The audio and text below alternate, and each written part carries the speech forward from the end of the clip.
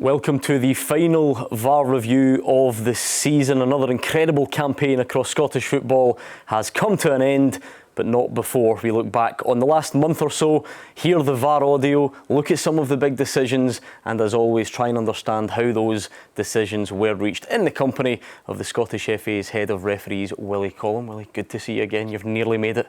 We're nearly there at the end of the season. But let's kick off by going to the final meeting between Rangers and Celtic of the season. It was at Ibrox, and we'll start with this Adam Idah goal. It was eventually given after a VAR check, 2 possible offsides to consider. Let's take a look. Deflection. Delay. He's delaying. Keep delaying. Yeah. Give it now. Okay. So the on-field decision's going to be offside. Right, Nick, you'll let me check Get this. out here. Okay, so I think he's on, by the way. 1, On 2, to come. 3. Happy Fourth with side, 2. that's all to come. 2. Tell them to go away. He's well onside. So Okay. you have to here, That's me. the left back. On field. Shoulder. Happy with the shoulder here. There you go, mate. Yep. There. The on-field decision Yep. is offside for the Click initial phase of play out here. VAR Just on one now line? a check for that. No, and the give me rest 2 of it is lines. okay. No, 2 lines. Okay, no problem. So the shoulder. Shoulder's fine. Yep. Prove. Right. I'm going to confirm Lock that. that in. Right. Play through. Yep. And Nick, then I'm just check the APP. I'm just checking the rest of the APP, Nick. The passing the way through is onside. Okay, checking. Barry, Liam Kelly's claiming there's a further offside. Okay. That's okay. noted. Right. So this one here from the Here, shot. there. Yep. He's offside, isn't He's he? in an See if offside if he's in position. line of vision. Yep. Play it. In a loop, 50%. There's no way he's in line of No. vision. No, he's not. Do you agree? There's no way he's in line Slow of it vision. right down. He's outside the Neither. post. Clear view. Right. Okay. No, check So it's a factual overturn and it's a goal. Nick, it's Andrew. Yes. I'm Yes. recommending a factual overturn to give the goal.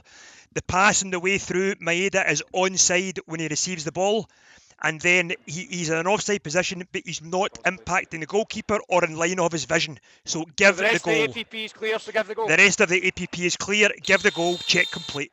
Well, there are a couple of offsides to consider. The first one looks quite clear. I don't think there's much explanation needed or analysis there. But talk us through that incident as a whole. And I mean, I take it you think the right conclusion was reached. Yeah, it's a correct decision for us in the end, Gordon. The first offside is what the assistant referee is punishing. He believes that the Celtic player who receives the ball out wide is offside in an offside position. That's not the case. But what's really important in this clip is the process and the protocol that's followed, because there's a delay, a correct delay, to allow the move to come to a natural conclusion. Where the referee is really clear here is he tells the assistant referee to continue to delay, because there's a danger that when the ball's coming back out the penalty area that the assistant referee could trigger here the flag.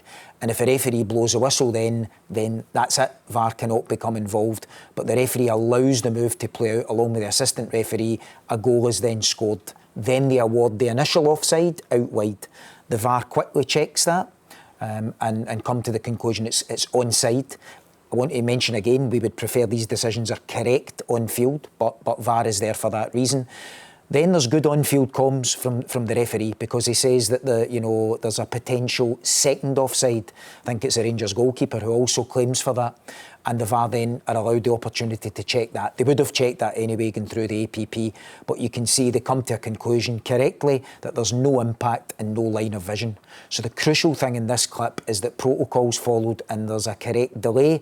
The referee tells the assistant to continue to delay till it comes to a natural end, and then a really good VAR check then to correctly award the goal. This is a factual overturn. There's no need for the referee to come to the monitor here. There's been a lot of discussion, particularly in English football recently, about protocol and when the whistle goes and what order things are done in. I take it that's quite a pleasing example for you then of the way things are followed. You're right, Gordon. We're really pleased with that, because the big error of the modern game in refereeing is that you don't allow VAR to become involved. If you blow the whistle, then it's a point of no return. It's impossible for VAR then to become involved. And I don't think people would accept that. It's hard enough when you're analysing decisions, looking at them and trying to come to the right decision. But when you leave yourself no option to even do that, then it's a big problem. OK, well, Willie mentioned impact and line of sight, so let's keep those in mind and take a look at this next one from Tynecastle. Callum Slattery of Motherwell thought he had scored, but again, a similar incident, although I'm sure Willie will tell us there are differences. This goal was ruled out, so let's take a look at this one. APP possible offside. Just confirm there's Defender no played out, there's the hand attacker. used. And that one, I'll check That's it an all. attacker. All the way through from number 8. On-field Okay. decision, goal. Checking on field decision of goal. Have to just do it from this camera, Okay, turn yeah, it up, so I one, just two, two's fine. Just run it through first so I can see who plays it, please. looking for it. So Sorry? Well, listen that's to me. clear for me. If you, Okay. listen, no, if we're going to talk and walk, right, listen to me. Yep, he's I well hear what you're onside. Yep, saying. play on. So if that's the way that you fell in that moment, I'm sorry. All right? That's fine. No Good lad. impact from that player. Yeah, Attacking all right. play on. Slaps, you understand? Cheers. Defender. Yeah, I'll need lines. I'm having to draw lines on a possible offside delay. Yeah, no In problem. fact, just show me for high behind for impact first. Make it clear. Jumps over the ball. Yeah. Stop here, stop on kick. So keeper's got a clear line of vision on the ball. Would you agree? Guys, what was your on-field interpretation of the player who jumped over the ball as the shot was taken on goal? Nick, as it's come through, right, as Slattery's hit the shot, I didn't see anybody interfering I want in lines. front of the I want goalkeeper. lines. I'm thinking on-field review, given it's highly subjective. Okay. Shoulder defender would be just like that. Happy here. One right, please. Happy, Graham? Yep, happy there. And then attacker. Yeah, put a line on hip or foot. Foot. Yeah. Ryan, it's Nick. I'm going to recommend an on-field review for a highly subjective possible impacting goalkeeper. I want you to make the signalling come to the screen. So that's your offside image. That confirms offside position. Now I'm going to show you from high behind so that you can decide on impact. So this is Dan Casey. Yeah, that's fine. Right. Okay. Stop on point of contact. Yeah, so Slow, as it's very, played, very and now slow. go. Frame by frame, slow. Play it through slow. Yeah.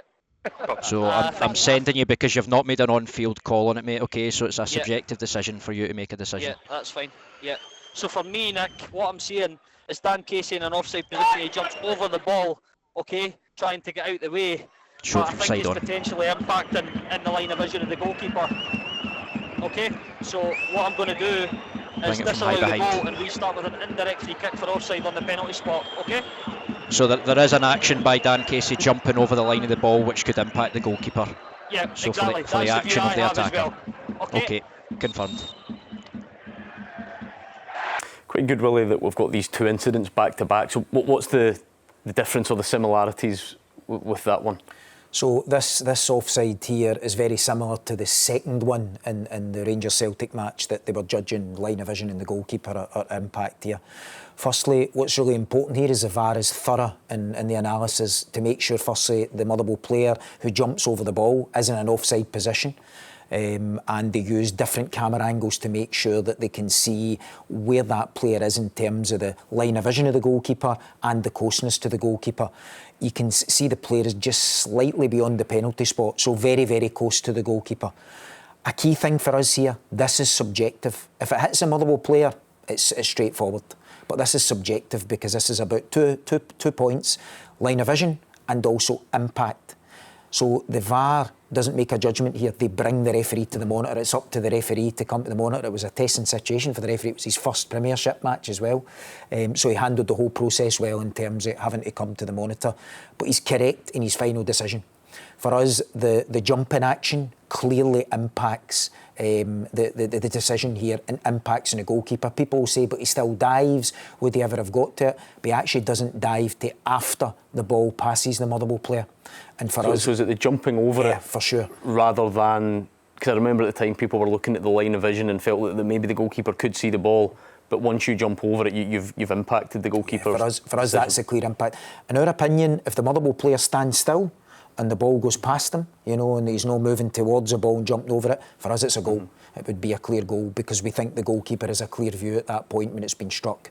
But as the ball goes forward, as the move develops, the player then makes that jumping action and it's clear for us impact. The important point, Gordon, I want to make though is if you move the Motherwell player further out and he makes that jumping action maybe 20 metres for the goal, that could change it. because the goalkeeper has more time to react. So again, we need to take into account proximity there and the closeness the player is, not just to the ball, but to the goalkeeper and to the goal. So there's lots of elements there. So I don't want anybody to think just because you jump over a ball at any distance for goal, it automatically means that it would be offside. But in our opinion here, this is correctly handled. And I want to remind everybody again, this needs to be subjective. The referee needs to come to the monitor. Maybe just a quick reminder then, why does the referee not need to go to the monitor for the Rangers-Celtic one? Because it's absolutely clear that there's no possibility of line of vision or impact there. You know, as soon as there's any doubt about line of vision or impact, then we bring the referee to the monitor. Unless, though, it's a good question you've asked, unless the on-field officials clearly say, we're aware this player's offside, and for us there's no line of vision, no impact. And that would be important as well. But in the Rangers-Celtic match and in this match, there was no on-field communication. So what we expect there is then, any doubt, referee comes to the monitor. OK, I think that's cleared that one up. Well, Motherwell still involved in our next clip then. Dundee's Antonio Portales thought he had scored a spectacular goal, ruled out due to the part that Clark Robertson played in the build-up. No, yeah. That's okay. That looks okay to me. 29. Check On-field decision is goal. Yep, right, go play. for it. APP. Yep. Dan, just check for free coming back on the build-up. Okay, that's Okay, back on your defender. Daniel, there's a shout in there about a Dundee player in the build-up. Okay, so go. Do you know who he's talking about? This guy here? Here. That's what we're looking for. For me, nothing else Three today. from coming back. Is it Right, the so it hits attacker? his head. Yep. Attacker, yeah. Attacking. Attacker, then a deflection. Just playing through again. Aye, so they are Attacker, deflection. Aye, and then So he's check there. his offside position. Right, Yeah, so can we run it back to where it hits Shaughnessy? 2. And it's a deflection, right? So he's One line maybe. one line in defender. Which defender you like, the one in the back? Possible offside. It's going to be hard to draw on his foot, but Dan Casey's complaining about Yeah, possible just hard one ball angle. somewhere, Clearly but offside. Yeah. the offside Yeah. check Just on. go It's just one. to here. Aye. Yep. Okay, that's fine. Off. So Approve line. the Double check assistant's that it's fed a in a deflection. possible offside. And then play it through from behind angle. Let them do the work. Deflection. Yeah, deflection. Okay, Factual offside. Factual overturn. Kevin, it's a factual overturn. 3 is offside from Shaughnessy's header on. Factual overturn, disallow the goal, restart with offside. No, Willie, unfortunately, goals can't just stand because they look great, because that was a fantastic goal that had to be ruled out. What it does do, because of how sort of detailed that was, and it's not one that people notice at the time, that's the type of decision that leads to accusations that you're looking for reasons to disallow goals. How would you defend that? Firstly, that's never the case. You know, we are football people as well. We want to see good goals. We're not in the business of disallowing goals. What we are in the business of is applying the laws of the game. That's important for the match officials. At the start of this incident, you can see as the throw-in's coming in that the Motherwell player, who eventually makes an attempt to clear the ball, is marking the Dundee player who's offside. Who comes out the way. You can't be offside for a throw-in, obviously, but eventually the player, you know, is active and offside. He comes out to challenge the Motherwell player, even moves his leg towards the Motherwell player and making that challenging motion. And for the VAR team, they believe that that's enough then to say that this is impact. We shared this clip far and wide. The KMI panel looked at it in detail. We looked at it with the referees. It was probably 60-40 in favour of offside. That means we want to review it, we want to look at it. In the close season, we'll look at this clip again with our stakeholders, with the clubs, with the players, with the coaches, and importantly with the match officials, to think about our direction of travel moving forward. We're content with the decision. We think there's enough in it in terms of the offside application. Where we're not content is the process. Because if you go back to the previous clip, Hearts Motherwell, subjective, referee brought to the monitor. This is categorical, the referee should have been brought to the monitor. This is not a factual decision to be made. It's factual, the player is offside, but it's subjective whether he impacts in the move, and that should be left to the on-field match officials, because again, what I mentioned previously, there was no on-field communication there about, you know, active, non-active, impact, no impact. So therefore the referee should have come to the monitor and looked at that, and he then needs to make that decision. So For us, we support the offside decision. We're not in the business of ruling out good goals. You know, we need to apply the laws. What we don't support is a process here, and the match officials have been coached about that. And moving forward, this is definitely a clip we want to look at in the coast season to see where we want to be with our stakeholders moving forward for next season. Okay, what about the process on this next one then? I think Willie can maybe clear up for us what's going on. Kyle Vaselli had only just come on in the game at Rugby Park against Dundee, an incident involving Simon Murray going down around the penalty box, shall we say? No, didn't lie. Careful, careful. No, continue. Not enough for me, not enough for me. Side by side. Checking potential penalty. Okay, so I've got a clear push. What I want though is, can you just check if he's onside or offside at the kick point? Yep. This is the position. Behind. Potential offside. Our models Defender. failed, Gavin, so we're going to need to, if we're putting offside lines down, they're going to need to be manual. Is that all right? Yep. Don, it's Gavin.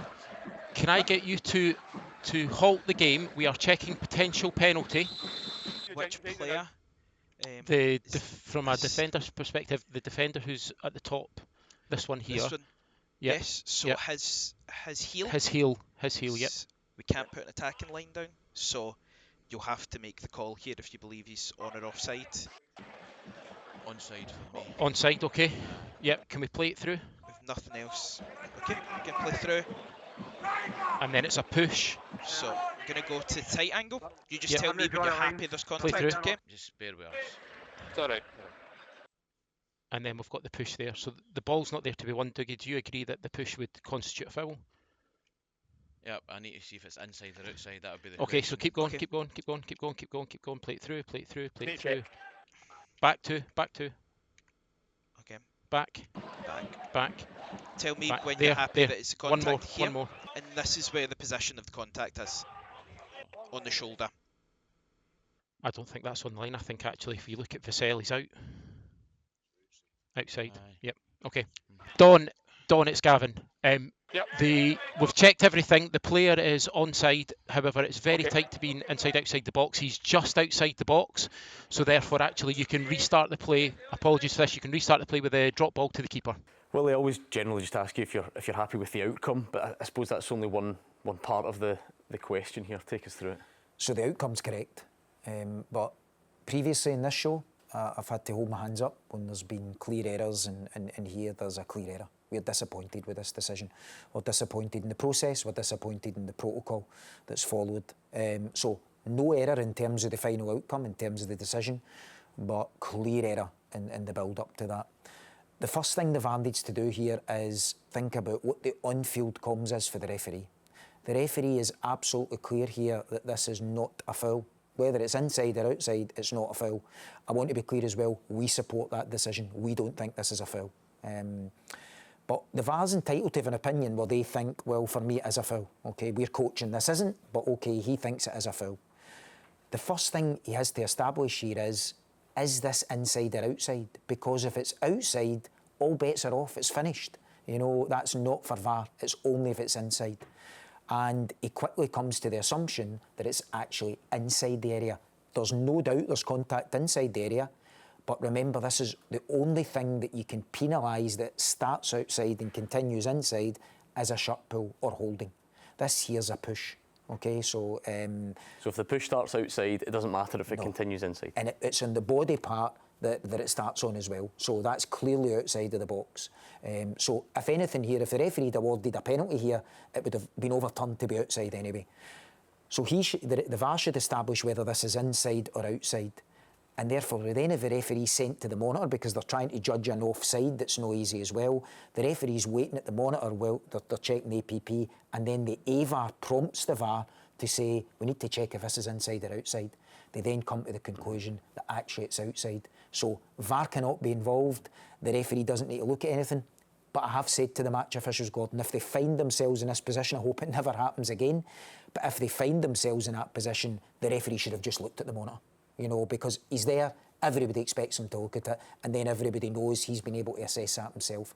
But the reality is, this is out with the VAR protocol. The incident should have been handled much, much better, and it's simple. Is it inside or outside? If it's outside, which it was, finished. But ultimately, you're happy with that. I know that doesn't make you feel any better, but it shouldn't have been a penalty, and it wasn't a penalty. Absolutely not. Yeah. Okay. Yep. Right, what about this next one then? Aberdeen making the trip down to Paisley. Jeppe Ockels thought he'd opened the scoring, but a handball from Kevin Nisbet under pressure from Alex Gogic meant the goal did not stand. Watch your hands.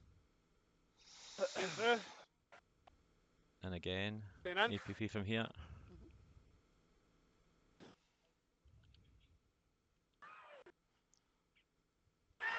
Goal! Okay. On-field decision, Shouts goal! for a possible handball. Number 16. Okay. Check-in on field decision of goal. Potential shout. Okay. Potential shout for a handball here, Stephen. Let's just check it I through, could see please. potential shout for the handball. I think it's this hand here, isn't it? Guys! Let's see. You scored a goal, Kevin? No, the immediate challenges are not mine to look at. Okay, so let me... I'm going to put it in a loop. Okay. I have another angle Put it in for a you. loop. And then another angle. Okay. Can I see the actual challenge at the front post, sorry, first of all? This one. Yep. Do you want to just play it through? Play it through, yep. Yep. And then that causes the ball to deviate. Okay. Let's. There's not an infringement there, is there? There's not. No. Okay. So can I get the reverse angle, high behind, please? The high behind, yep. High behind. So the arms outstretched, clear, elevated, unnatural position, and that causes the ball to then change direction and then fall into place. So I'm going to penalise that as an offence. I'm going to do an on-field review for a handball. Ross? Yep. Can you? I'm going to recommend an on-field review for a potential handball. Can you make the signal, please, and come to the monitor? First of all, you're going to see the ball come in, Ross. I'm going to show you then I'm going to show you the high behind, which shows you the position of the arm in an unnatural position, and that the ball then deviates to a teammate who scores the goal. So it's the offence by the Aberdeen player at the front post is what we're looking at. Okay. Yep, I see that. Just came off Kevin Nisbet's hand. Happy enough there's not enough contact on Kevin Nisbet. That's been checked and cleared. That's been checked and cleared, so we're going to award a defensive free kick and disallow the goal. Well, quite obviously a handball. Some people might say, though, that the hand's only there because of the challenge from Alex Gogic. Should that goal have stood? No, it shouldn't have stood. It's the correct decision for us. You're right, though, to mention about the possible contact at the front post, because the VAR go into quite an in-depth check to make sure they clear up, is there enough there that causes the player's shape to be the way it is, and for us they correctly come to the conclusion there isn't. What's really important here is this is a punishable handball. We're not saying it's a deliberate handball at all. We're saying no, it's punishable. The arms are outstretched, it's an unnatural body shape. And to sum it up for you, if that had been a defender committing that, we would expect a penalty kick to be awarded there. The difference here is that this is an on-field review. If you remember that player we spoke about in the previous VAR review show where he had a goal disallowed against Rangers towards the end of the match, where it hit his arm down by his side and then he strikes it immediately into goal, that's factual because if it hits the arm and then you score. But here we need to bring the referee to the monitor because it's not that player that scores a goal, and what we need to ask a referee is, in his opinion, is it a handball? Is it a punishable handball? And when he comes to the monitor, he correctly disallows that. So for us, to summarise this clip really, really briefly, this is a punishable handball for us. No interest in saying it's intentional, but we expect this to be punished. If it had been in the other foot and it was a defender, we would expect a penalty kick to be awarded here as well. OK, a relatively straightforward one. Can we say the same about this next one, though? Antonio Portales of Dundee against Ross County, a big game at the end of the season. Let's take a look at this one and, as always, get Willie's thoughts on it. PPP. I need to check that. Yep. Penalty. A penalty. Handball. I think the arm is above shoulder height. Watch your ball. Away. Yep, Away. Guys, let me talk to the VAR. Yeah, we hear you, Nick. Guys, I think the arm is above shoulder. Simon, me and you. The rest away. Slight touching his head. Listen, I think Head the does arm it, of the defender. and then it hits off the hand. That's I it. think the Yeah. arm of the defender is above shoulder height. Yep. Keep him away. Keep him away. So for me, it's a handball offence and a penalty kick. Now let the VAR go into a check, and I'll tell you if there's any update. Okay?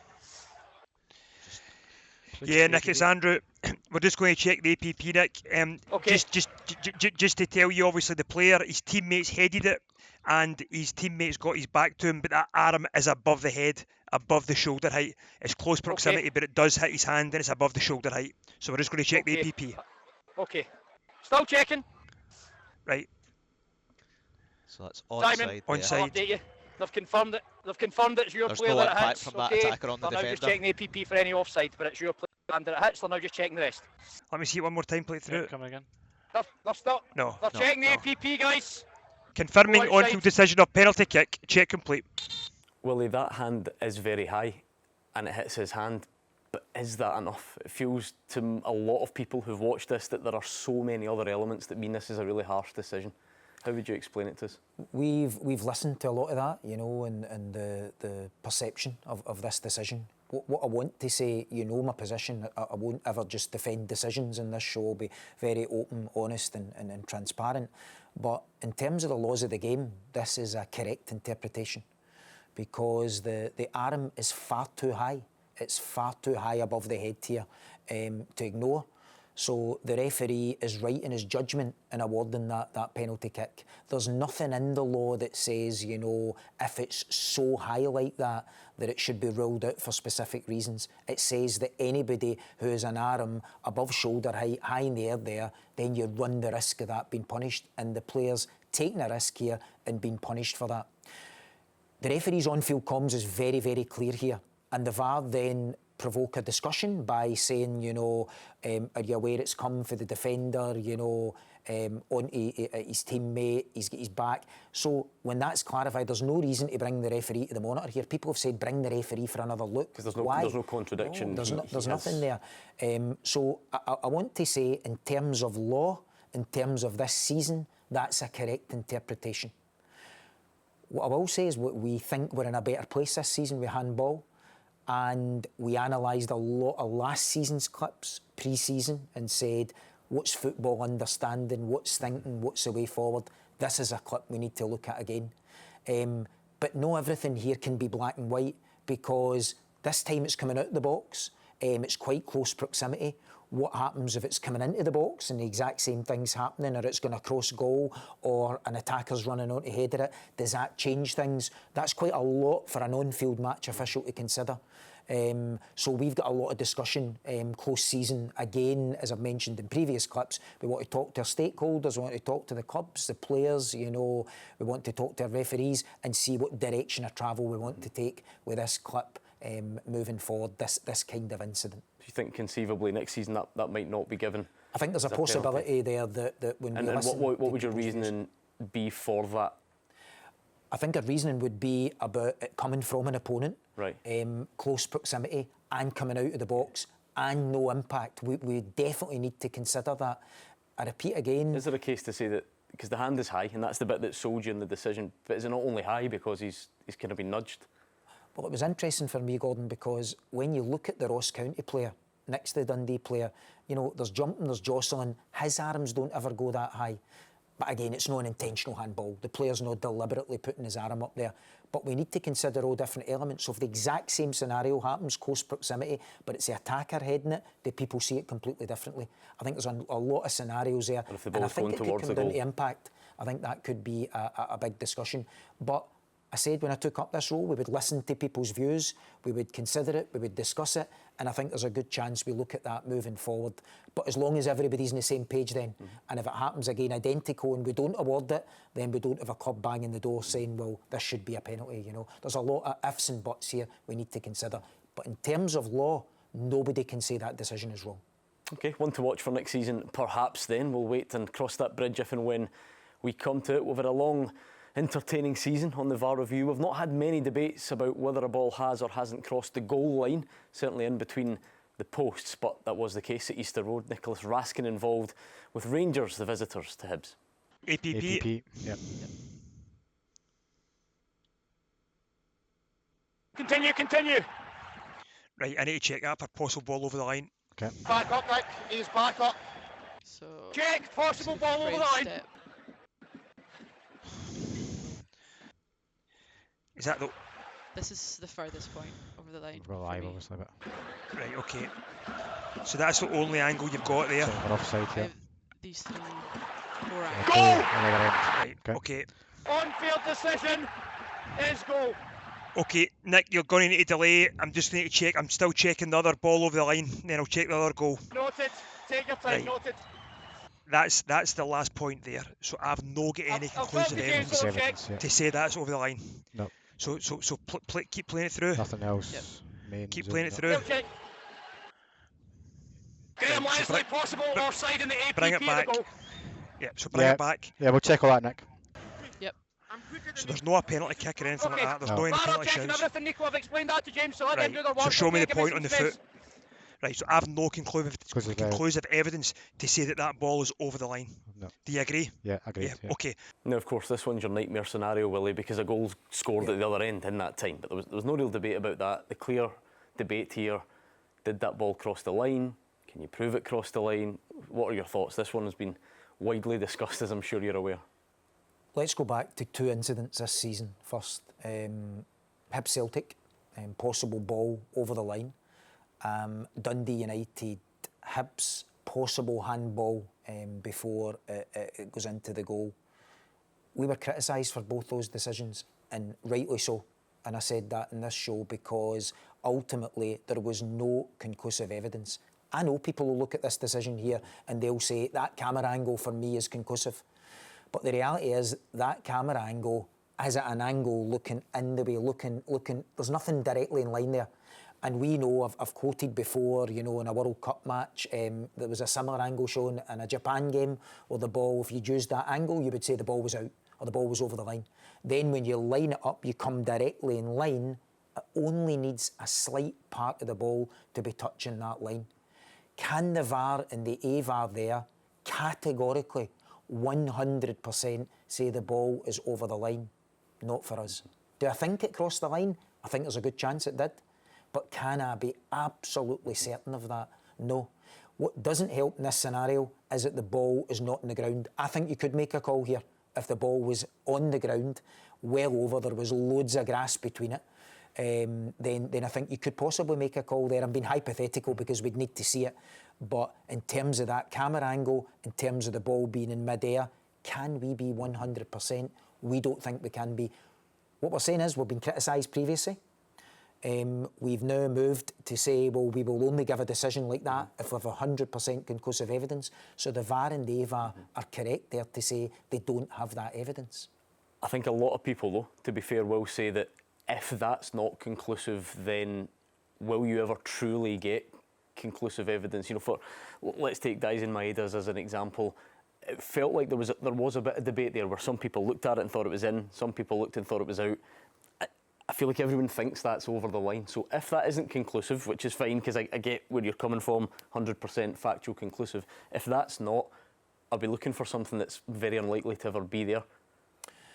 So if you have the goal line camera, you've got a very good chance of catching it. So if you have the goal line camera, I think we could have come to a decision clearly on that if it's looking right down the barrel, looking on the goal line.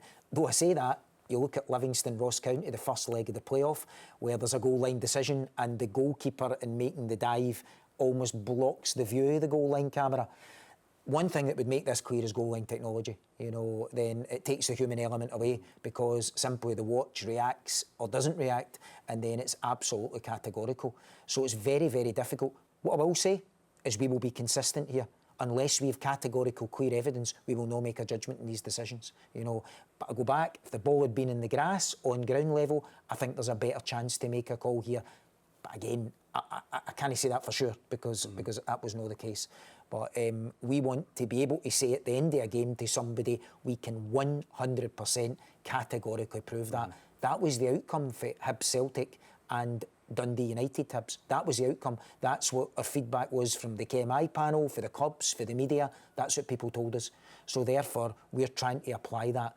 And of course, there'll be people who say, well, I don't agree. For us, it's clear it's over the line. I don't think you can be categorical there. Just quickly on goal line technology, though, I assume it goes without saying you would welcome that if clubs were willing to no question to we pay, would make your life easier. Because what would happen is these decisions, it would remove any doubt, because it would be quite categorical. Where goal line technology won't help you is for a ball in and out of play on the goal line that we've been able to see this season at Hibs, Celtic and Aberdeen Rangers. Do you detect any appetite for that? Because it's expensive, and actually, although we're all getting worked up about it and it's a big debate, you maybe actually don't have too many of these throughout a season, do you? I know it feels like a big deal, and it is a big deal when it happens. We discussed that, Gordon. It's a really good question, because I think the clubs would welcome it. I think everybody in Scottish football would welcome it, without a doubt. You know, it is in play in the semi-finals and the final of the League Cup and the Scottish Cup. We use it at the National Stadium. I don't think there's anybody who wouldn't welcome it. It's a cost implication. And you're right, you balance the cost with how many times, you know, in a competition or in a season do we need it. What I would say though as well is that maybe even just one decision, it could be crucial for deciding what way the Championship goes, who gets into a European place, who's relegated, who ends up in a playoff. So maybe even for the cost implication, when the stakes are so high, it would be better to have it than not to have it. But we would definitely welcome it, and we would certainly welcome also, if it was possible in each match, that there was goal line cameras.